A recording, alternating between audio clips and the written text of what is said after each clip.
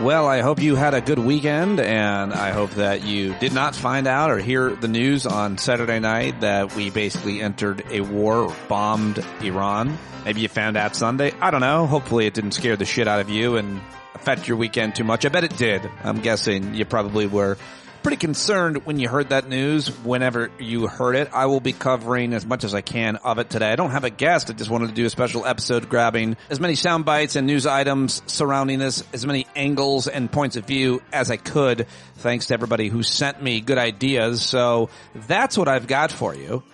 Like a World War III extravaganza show. How does that sound? Like fun? I don't think so either.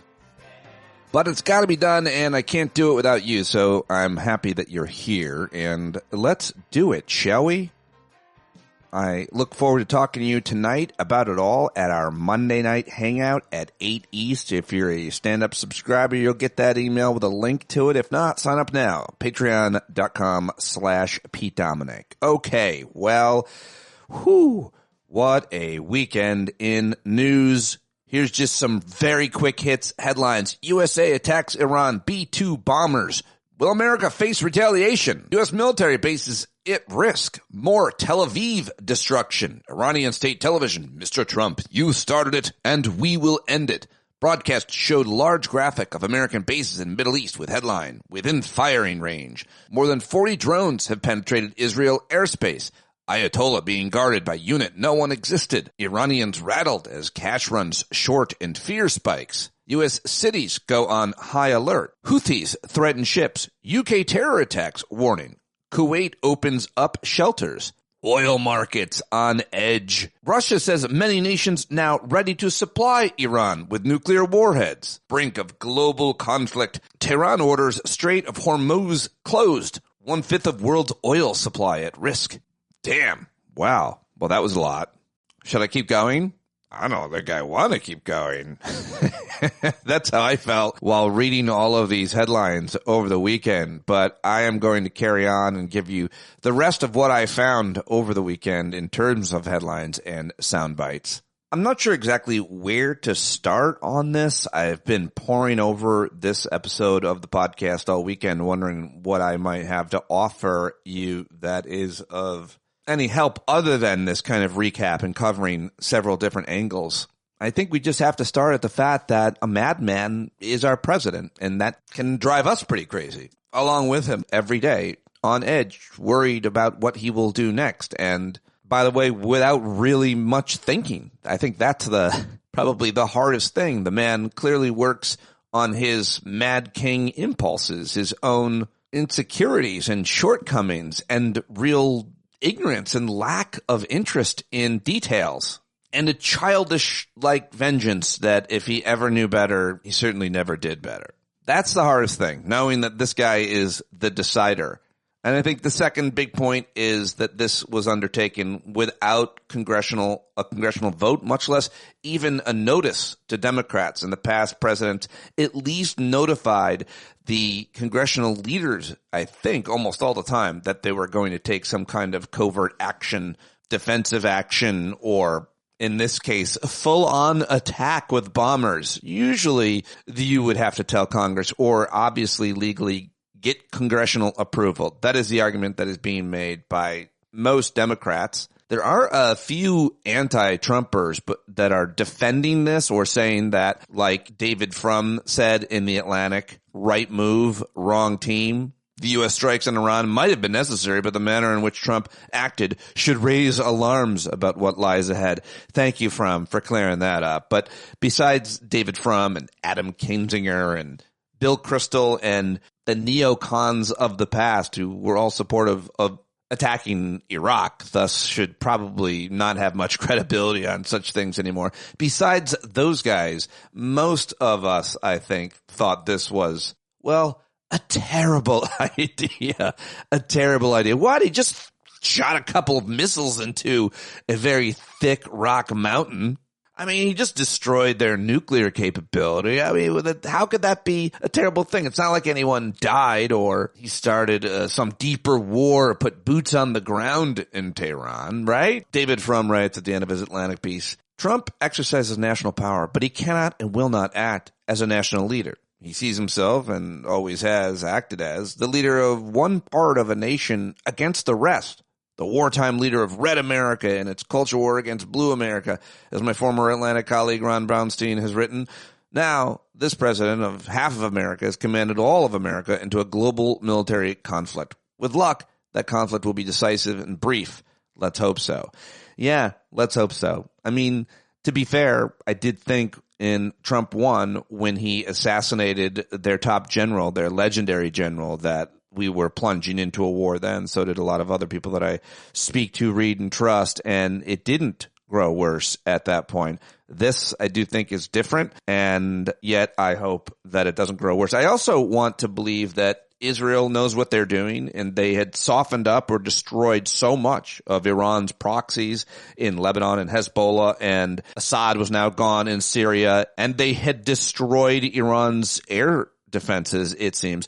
So the right time was the argument that was being made by Netanyahu, who you know was saying, we must go now, Mr. President, and eventually convinced him to do it. You hope that it's all about the timing, and yet you know that the long game is the thing that matters. And so this could mean the end of an era of nuclear nonproliferation, and that, I think, is the most scary thing. And the nuclear nonproliferation treaty, it's actually a thing. It's a landmark international agreement aimed at preventing the spread of nuclear weapons and promoting cooperation in the peaceful uses of nuclear energy. It also aims to further the goal of nuclear disarmament. The treaty, opened for signature in 1968 and in force since 1970, has 191 states parties, making it the most widely adhered treaty to the field of nuclear nonproliferation. Should be mentioned that Israel is not a party to the nuclear nonproliferation treaty, but Iran is. But now are they set to leave the treaty? And what does that mean for the rest of the world and nuclear armament? It's scary. It's definitely really, really scary. I get it. And I'm here to talk about it and deal with it and hopefully not let it control us too much as we try to live our lives, as we try to do all of the other things that we need to do in our lives for ourselves and for each other. And I look forward to hearing from you tonight and talking to you, connecting with you around this tonight. We'll have a lot of interesting points being made. I'm sure I heard from Bill Boyle and Nick DiFabrizio a lot over the weekend with their thoughts on it. I think one of the most important things I've read or that anybody said was that anybody who tells you what's going to happen or that they know what's going to happen is wrong. Nobody knows. Because this is foreign policy. This is foreign relations. This is not science. This is not a pandemic. And even then, we didn't have full certainty. We had a certain idea of how the virus would spread or was spreading and things like that. I mean, you can have a lot more certainty around science than human behavior, around weather and climate than the whims of a madman, I guess, much less how a country attacking another country's nuclear capabilities affects the world. We just don't know. But there are a lot of really smart people thinking about this and trying to explain all of the different interests, which is why you need to have a deep negotiation conversation before making such a consequential decision, one would argue. But nobody knows anything. And yet, here are all of the people who know something. That is what I'm going to share with you now. The thoughts, comments, commentary, and sound bites of the, quote, experts, the analysts, and obviously the players involved. And real quick, let's start with our own Nick DiFabrizio, who was the person who, along with others, but Nick said that to me. He texted me and said, nobody knows anything. Whoever tells you they know something is wrong. But he also said, he texted me and said, the timing of this just after the military parade and Trump taking over the California National Guard is not a coincidence. Whenever a dictator attacks another country, it is in part to intimidate internal opponents as well. The message is, this is my military. If I can crush the Iranian nuclear facilities deep underground, I can crush you.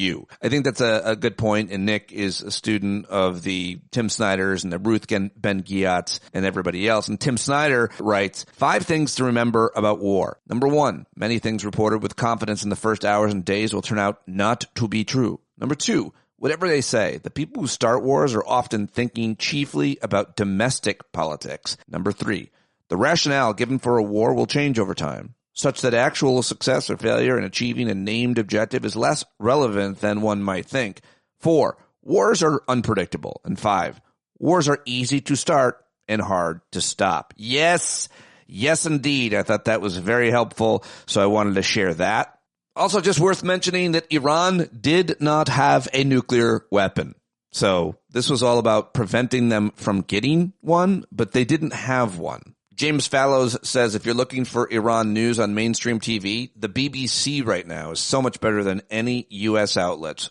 Dramatic and should be studied in journalism world. Wajahat Ali says Iran didn't have nuclear weapons. Iran didn't strike Israel. It was Israel that struck Iran first. Trump was set to meet Iran for potential negotiations. Netanyahu blew it all up. Trump got played by Netanyahu again, and now has led U.S. into unnecessary war with Iran. America first.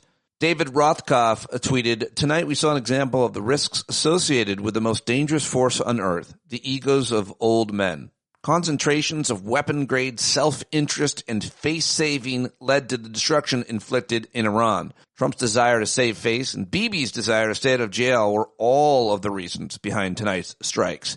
An illegal strike based on rejecting our intelligence, which can't achieve its long or short-term objectives and will have dangerous unintended consequences. Signature Donald Trump.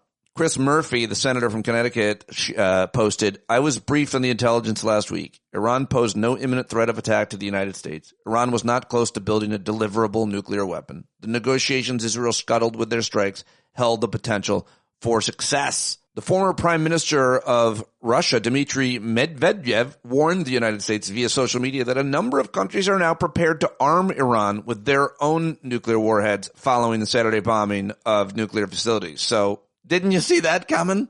Escalation, not de-escalation. Senator Tim Kaine posted, the American public has overwhelmingly opposed the U.S. waging war on Iran. And the Israeli foreign minister admitted yesterday that Israeli bombing had set the nuclear program back at least 2 or 3 years. So what made Trump recklessly decide to rush and bomb today? Horrible judgment.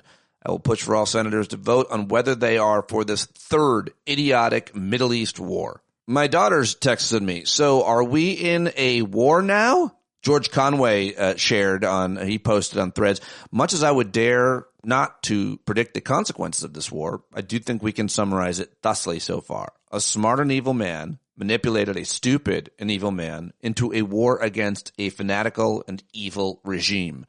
Talking about the Israelis, the Americans, and the Iranian leadership.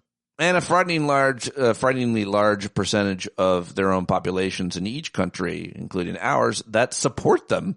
Trump tweeted, remember that I predicted a long time ago that President Obama will attack Iran because of his inability to negotiate properly. He's not skilled. Yeah, he tweeted that in 2011. So a lot of people are looking back on that again.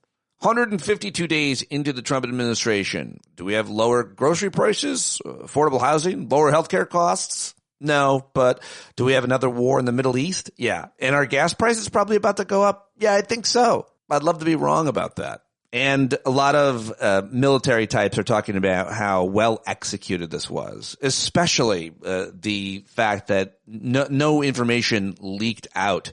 Some Fox News hack tweeted, not a single leak. Well done, Secretary of Defense. But Alexandria Ocasio-Cortez quoted that tweet by saying, this is like applauding a grown man for being able to wipe their behind. Not exactly a vote of confidence. Exactly. You're not supposed to leak about a secret information. Let's not go crazy about how great it was that we didn't. Okay. That is a little bit of my commentary, which is almost worthless. A lot of commentary from other people, which is much better. And now let's continue that, but in a different form, a different version, in a clip show version. I want you to hear from people across the spectrum, including, unfortunately, people like Marco Rubio and J.D. Vance. But first, how about some laughter from our friend J.L. Covan, who posted what I thought was a pretty funny video almost right after the attack strikes made news. He went online as Trump in one of his dumb hats and said this, and I thought it was a good 2 or so minutes. So tremendous news. I bombed the crap out of Fordo and We also went after Bilbo and Gandalf because they call themselves Lord of the Rings, and they're not lords. They're not lords. We're the Lord of the Rings. And I talked to Sauron Netanyahu with his big ears and his big eye, and he stared at me and he said in his deep voice, "Very good, Donald." And I said, "Thank you, Daddy," because ever since my father, Fred Trump, died and couldn't kick people out of their homes and evict poor people of color, I've gravitated very strongly to, we call him Tough BB. And we had such a great plan because I said, give me 2 weeks. 2 weeks and I'll decide. But I always knew I was going to bomb because I've been feeling so strongly inadequate. You know, everything I've been doing has been falling apart. I have a horrible cabinet, and I just want BB to like me. At least BB likes me now. He's my friend. I have a friend. I lost Elon, okay? So we're going through a breakup, and I needed somebody to both replace Elon as my smart, weird friend, and also my dad as my sort of tough, hateful father figure. And Bibi Netanyahu, we call him Sauron. He's big ears, big eye, big glaring eye from his tower. We took out Frodo Baggins. We're going after Bilbo Baggins, and Gandalf thinks he's so wise. We're going to destroy him too. So it's called Peace Through Insecurity. I feel very insecure. We dropped a huge bomb on Iran, and I don't know. We'll see what happens. I haven't really thought of that. Some people are saying I should talk to Congress about this.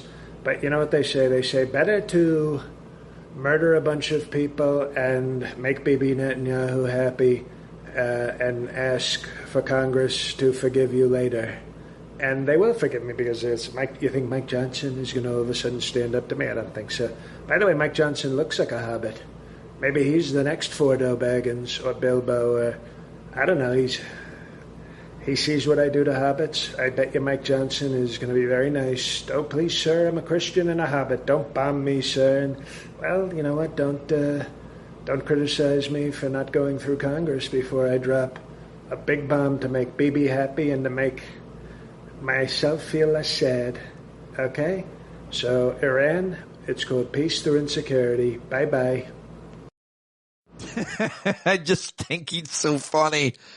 Oh, gosh. Yeah, it was good. I liked it. Both accurate psychoanalysis and very funny at the same time. All right. Well, let's get to the not so funny clips, starting with Marco Rubio. He was on CBS's Face the Nation, and I'm sure Kevin Richberg and everybody else has criticism of how Margaret Brennan handles this, and I highly recommend I would love to know what questions he should have been asked or how he should be handled. He is a tough guy to interview for sure. Squirms his way out of things. He gets all angry and huffs and puffs. And here's how it sounded yesterday. Just a brief clip.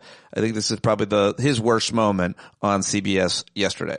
We even put an offer to them that they wanted elements of it in writing, and we offered it to them. Very generous offer, by the way. We've done it, and we're prepared right now. If they call right now and say, we want to meet, let's talk about this, we're prepared to do that. The president's made that clear from the very beginning. His preference is to deal with this issue diplomatically. But he also told them we had 60 days to make progress or something else was going to happen.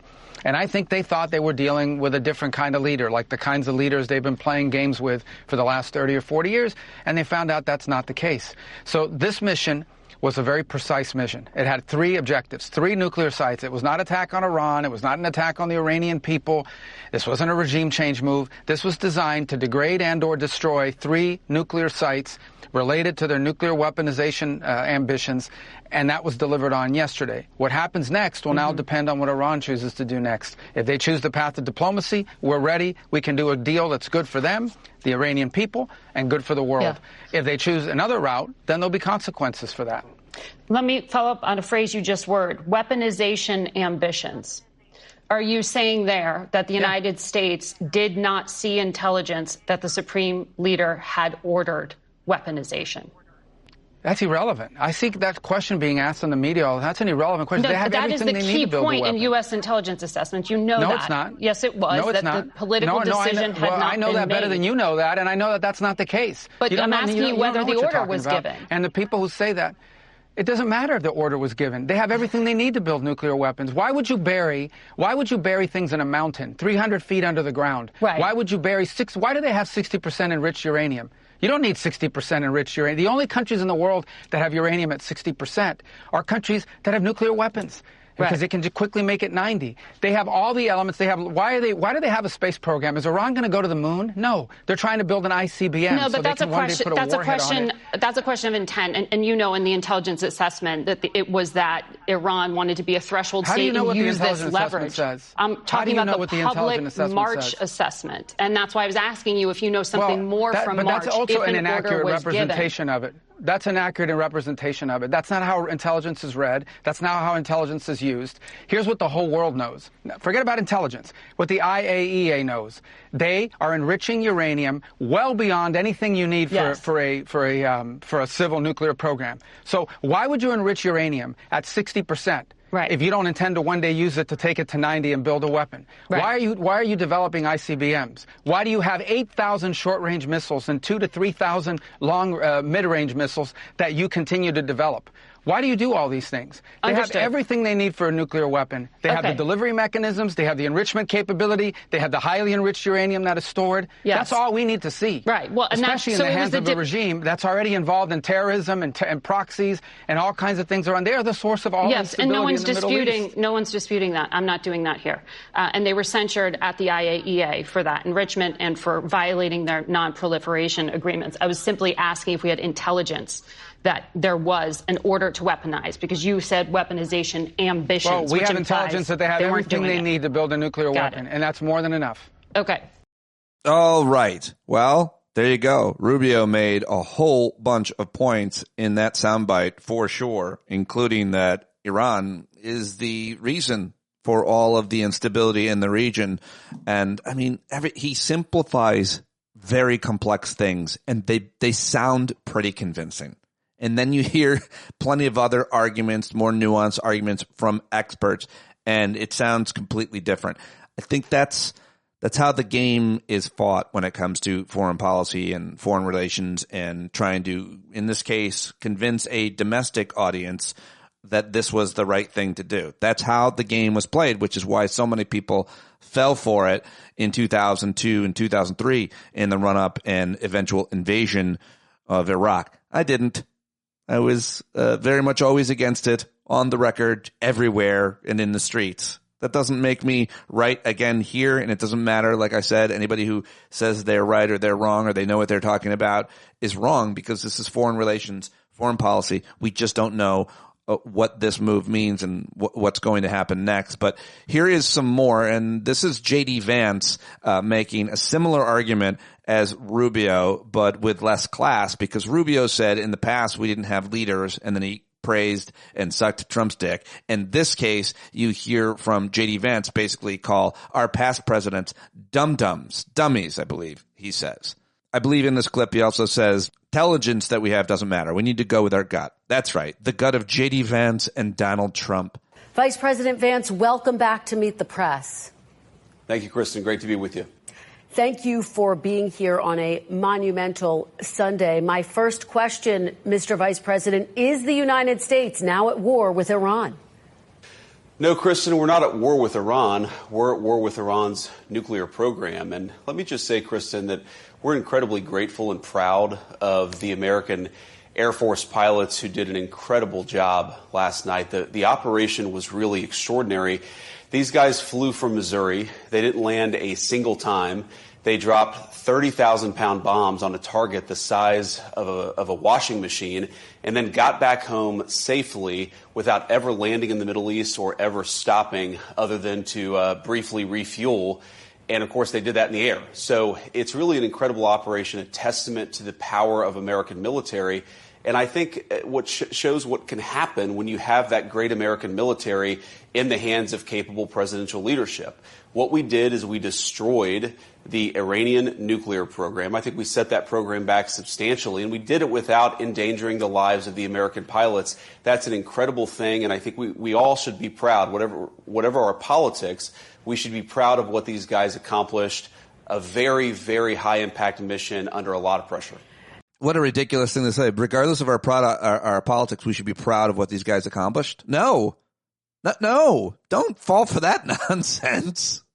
All right, that was the first part of the interview. Here's the last part of the very long interview on Meet the Press. Mr. Vice President, very quickly, as you know, this is dividing lawmakers on Capitol Hill. Many Republicans supportive, but Congressman Thomas Massie saying this was unconstitutional. Congresswoman Alexandria Ocasio-Cortez saying it's grounds for impeachment, saying the president should have gotten congressional approval first. What do you say to members of Congress who say it was unconstitutional for the president to act unilaterally? Well, I'd say two things, Kristen, and this is very important. First of all, the president has clear authority to act to prevent the proliferation of weapons of mass destruction, and the worst weapon of mass destruction of them all is nuclear. The idea that this was outside of presidential authority, I think any real serious legal person would tell you that's not true.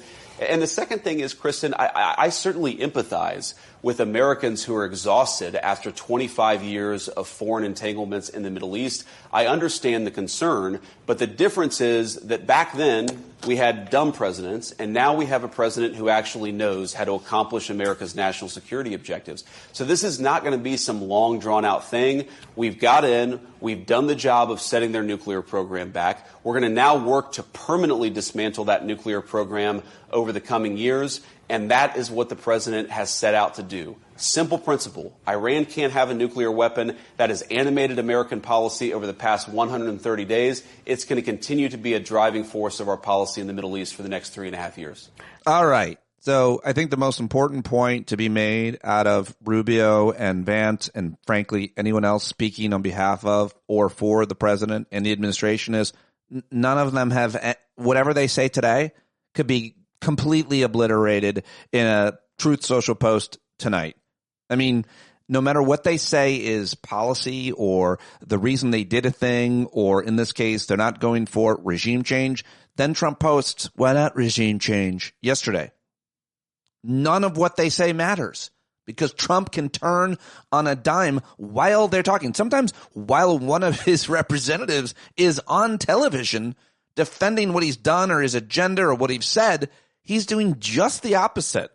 The Trump doctrine should be known now and always as not having a doctrine, not having a plan. The Trump policy is no policy, just our president being led around by his tiny mushroom penis instincts. That's it. That's the whole thing, just his impulses. And I think that's what's so scary and difficult for everybody around the world, including any country that has to deal with him, is that how do we know what to do? The guy's completely unpredictable. He never keeps his word on anything. All right, here's the great Keith Boykin. His In These Streets segment should win awards. He does it on Instagram. There is a short clip of Trump's voice in this, but he says what I think a lot of smart people are saying is nobody knows.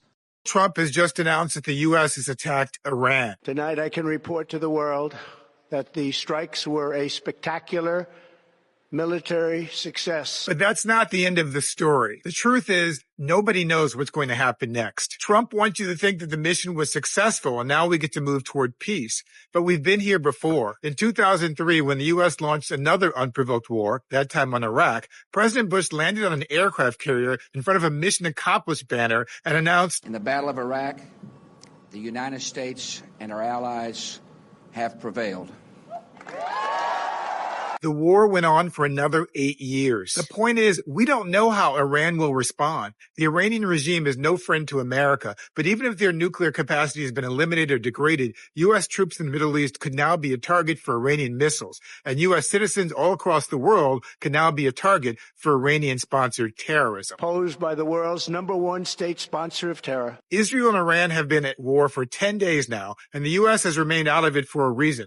During his presidential campaign, Trump promised to keep America out of these foreign wars. And just a few weeks ago, he was urging Israel not to attack Iran. Even his own director of national intelligence, Tulsi Gabbard, disputed claims that Iran was nearing a nuclear weapon. Not even Trump knows what's going to happen next. The situation seems to have him finding religion all of a sudden. In particular, God.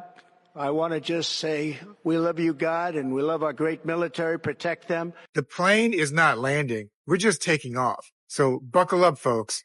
It could be a bumpy ride. Yes, well done. Good stuff by Keith Boykin. And yeah, remember that moment when he said, God, it just wanted you to know that we love you, God. That was a real weird Real weird moment. Okay, Heather Cox Richardson's email just landed. She's one of the best. She writes, again, what everybody smart is saying. What will happen next is anyone's guess. There you go. Iran's parliament, she says it will close the Strait of Hormuz, through which about 20% of the world's oil travels, sending oil prices upward. But that decision can be overruled by the country's Supreme National Security Council. She goes on to say the Department of Homeland Security has warned that the ongoing Iran conflict is causing a heightened threat environment in the United States. It linked those threats to anti-Semitism the Trump administration has used as justification for cracking down on civil liberties in the United States. She writes, one pattern is clear from yesterday's events. Trump's determination to act without check by the Constitution.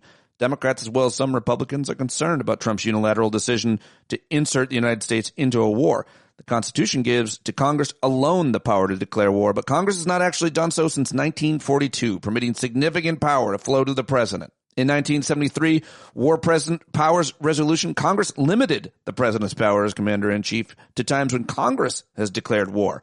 Congress has passed a law giving the president that power, or there is a national emergency created by an attack upon the United States and its territories or positions or its armed forces. The same resolution also says, by the way, the president in every possible instance shall consult with Congress before introducing United States armed forces into hostilities or into situations where imminent involvement in hostilities is clearly indicated by the circumstances. So, well, there you go. There's more to that, and it matters, and now I want to get back to the clips of other people talking rather than me. Here, of course, is the clip you've seen probably going around. This is about 20 seconds of our dear leader, our Mad King's voice from 2011, a video that he made and posted on social media criticizing Obama. Our president will start a war with Iran because he has absolutely no ability to negotiate. He's weak and he's ineffective. All right, Joe, that's just worth playing. I didn't have that anywhere else, did I? I hope I didn't play that for you twice. All right, here's Congressman Jim Himes, Democrat, who I think is really good, from Connecticut. I like his commentary on ABC's This Week. Intelligence Committee. Congressman Himes, thank you for joining us. Looking at what you have seen so far, have the objectives been met? We heard the president say the nuclear program has been eliminated. Obliterated was his word. That's been a goal of U.S. presidents for some 20 years. Yeah, John, I mean, obviously, it's way too early to tell. We don't even know at this point in time whether the nuclear material, the highly enriched uranium, was actually still at Fordo or at Natanz, right? This raid was signaled many days in advance. It's not inconceivable that the Iranians, not being dumb people, might have put this stuff on a truck and taken it elsewhere, in which case we just, closed a bunch of tunnels in a mountain. So it's way too early to tell what the actual effect on the nuclear program is. And, of course, it's way too early to tell how this plays out, right? I mean, we've seen this movie before. Every conflict in the Middle East has its Senator Tom Cottons, who promised us mushroom clouds. In the Iraq War, it was Condoleezza Rice promising us a mushroom cloud. And initially, and this is true of every one of these wars, in Libya, in Iraq, and Afghanistan, initially things look pretty good. Saddam Hussein is gone. Muammar Gaddafi is gone. The Afghan Taliban are gone. And then over time, we start to learn what the cost is. 4,400 Americans dead in Iraq, the Taliban back in power. So bottom line, the president has taken a massive gamble here. Some chance it works out. I'm, as a member of Congress, disturbed that this was undertaken without congressional approval. There's not much ambiguity in the Constitution about who gets to approve these things. But bottom line is we don't know. And if you look at the three conflicts I just mentioned, I would keep the optimism under the hat for a little while yet. Congressman Jim Himes yesterday on ABC, keep the optimism under the hat. Well, yeah, because the direct effect, consequences, could be higher gas prices. And we'll see what happens. As I mentioned, the Supreme Council apparently in Iran has the last word on whether or not the Strait of Hormuz should be closed. But Parliament of Iran said that it should. And of retaliation, here is Chris Jansen doing the breaking news on MSNBC yesterday. Senior Iranian lawmaker now reporting that in what they call a decisive response to U.S. aggression against, again, what they call Iran's peaceful nuclear facilities, the Iranian parliament has voted to close the strategically vital Strait of Hormuz. This is one of the ways that Iran can strike at the United States and the West as a whole dramatically, with immediate effect. The effect this would have, if it's verified, on oil prices will be felt in markets, I would think, starting on Monday. There you go. That's David Ignatius on MSNBC yesterday. All right, let's head to the analysis of James Stavridis, the former Supreme Allied Commander, a naval admiral, a guy who's been on this show several times. He was on CNN with Fareed Zakaria. Here's a little bit of his thoughts. Jim, I think we're all struck by Iran's weakness in these recent months. What are its realistic military options? Let me start with this. We tend to underestimate the Iranian psychology. We tend to think of Iran as this kind of annoying middle-sized power, kind of always fermenting disasters in the Middle East. A lot of that's true. However, they don't see themselves that way. They see themselves as the inheritors of the Persian Empire. They have very large plans, a lot of which have been degraded significantly, almost entirely by Israel in the last 2 years. So they are weakened, but they, I think, will continue to try and find their path forward. So what are their options? Number one, they could curl up into a fetal ball and announce they're ready for negotiations. Put that down as 0% chance of occurring. Number two, Richard's point, I agree with it. Likely they will conduct some modest retaliation, try to avoid a full-scale U.S. response, and try to get that nuclear program hidden away in ways that can elude the IAEA and inspectors. Number three is the most dangerous course, and that's if they decide to go big. And we would be irresponsible not to be thinking about them making a choice like closing the Strait of Hormuz, conducting targeted assassinations, maybe not of military or political figures, but of business leaders, expats in the Middle East. They could certainly launch massive ballistic strikes against U.S. facilities, scooping up our allies and partners. And then hovering over all of it, Fareed and Richard, is, of course, could this lead to regime change? Answer, nobody knows. Certainly, you can find instances in history that look like this that then rattle into a regime change. So I think they go with option two, as Richard and I just outlined it. But the U.S. needs to get that battle damage assessment, be ready in case the Iranians do go big. And above all, I think at this point, let's get our allies involved in this. All right, there you go, Stavridis. And now Fareed Zakaria also went to the president of the Council on Foreign Relations, Richard Haas. Richard, what do you think the regional dynamic is here? The Saudis, the Gulf states have always been foes of Iran, but now they must be watching Israel become the superpower of the Middle East and say to themselves, wait a minute, do we really want to live in an Israeli-dominated Middle East? What do you think is the dynamic? I think they're less focused on Israel than on Iran right now, and they're of two minds. On one hand, they like Iran being cut down to size. The last thing in the world they want is an Iran nuclear capability. That would put them in the position of maybe needing one themselves.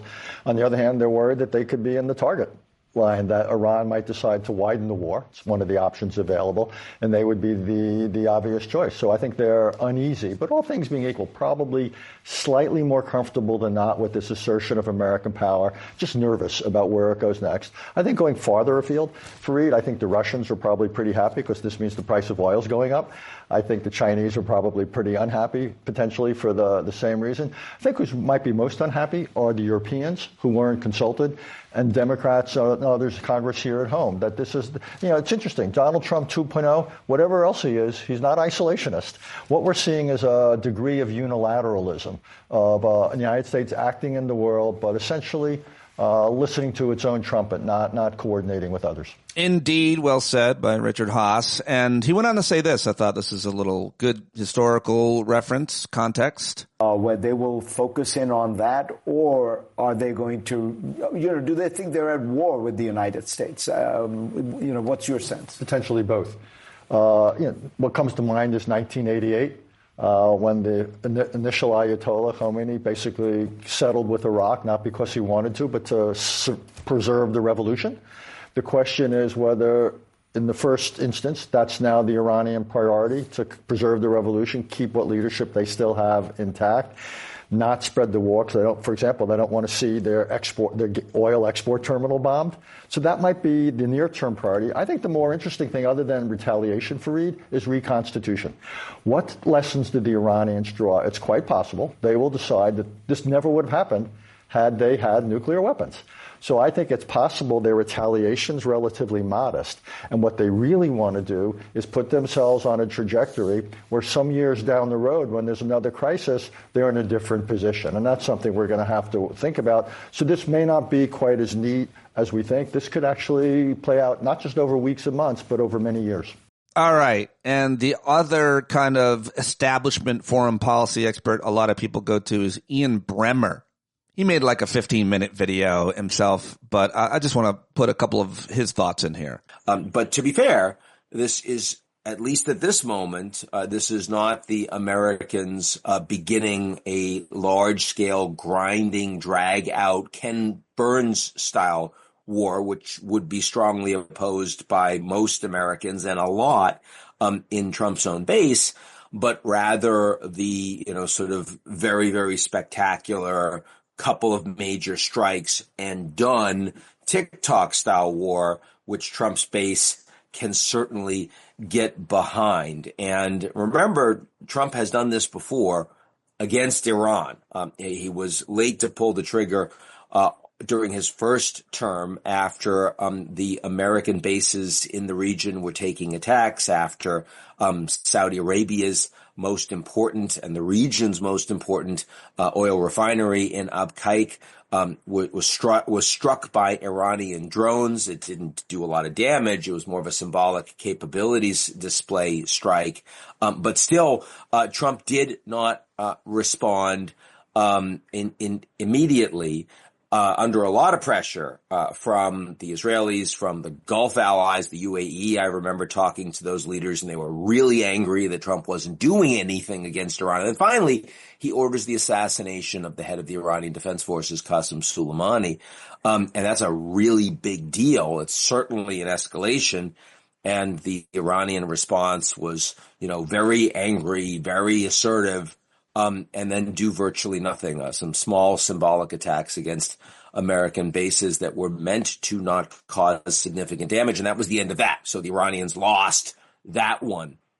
That's what Trump expects again this time. He's gotten a lot of inbound briefings over the past days.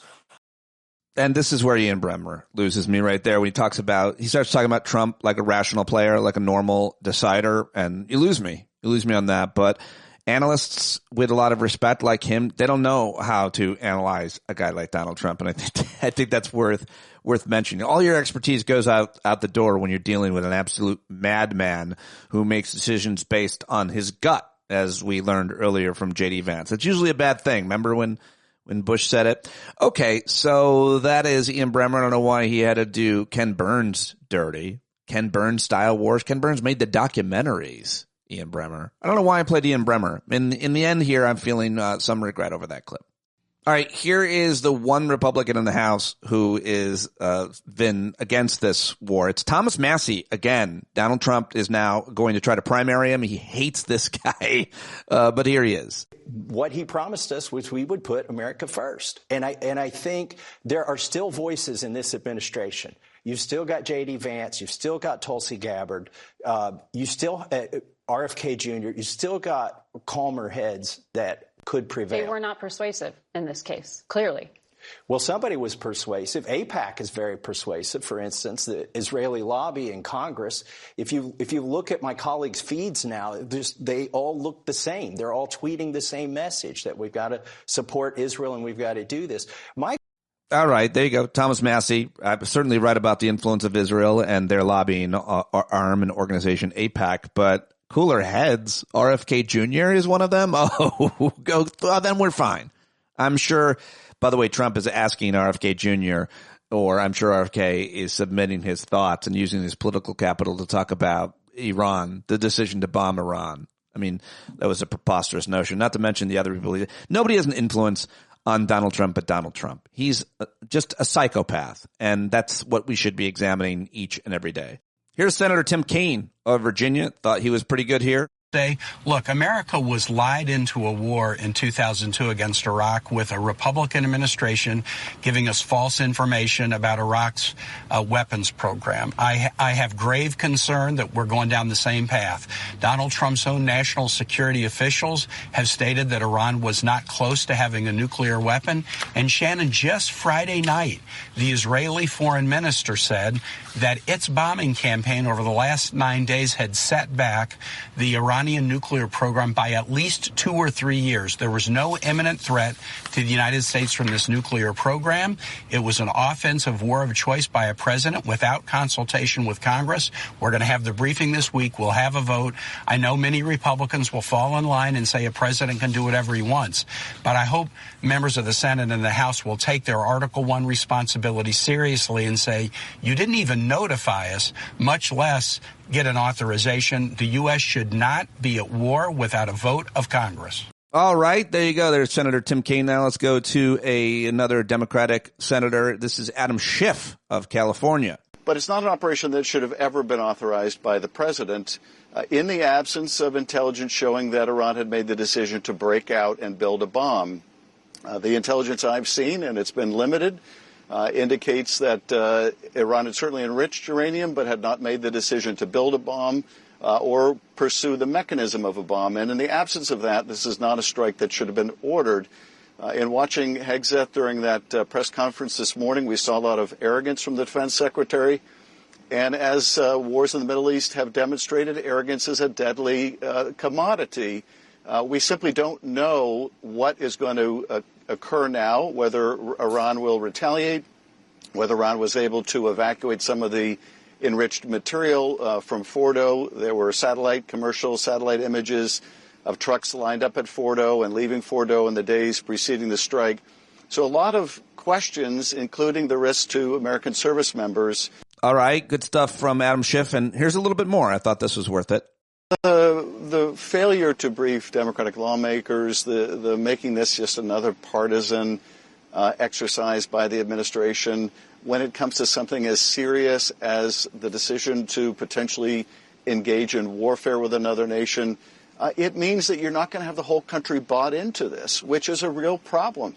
If everything goes well, then maybe it works out fine in the sense of not being an issue that tears apart the American people. But if things don't go well, if Iran retaliates, if we get in a escalating war with Iran and you don't have the country bought in because the president didn't seek the approval of Congress, because he didn't make the case to the American people, because he didn't even inform one of the parties in Congress, that's when you have a real problem engaging in warfare on a partisan basis. So a lot of risks here for the country, which, is the reason why you come to Congress in the first place. It's the reason why our Constitution says Congress has the power to declare war, not the president. All right. Well, I thought it would probably be good at this point to hear from an Iranian voice. We've heard from all the Americans. And this is Iran's foreign minister. His name is Abbas Araghchi, I think is how I'm pronouncing it right. He was actually in Turkey at some kind of a summit. And here's just a little bit of what he had to say. He had like a 7-minute statement. I watched it all, and then he took some questions. But I wanted to play some of it for you. So it was not Iran, but the U.S. who betrayed diplomacy. They betrayed negotiations.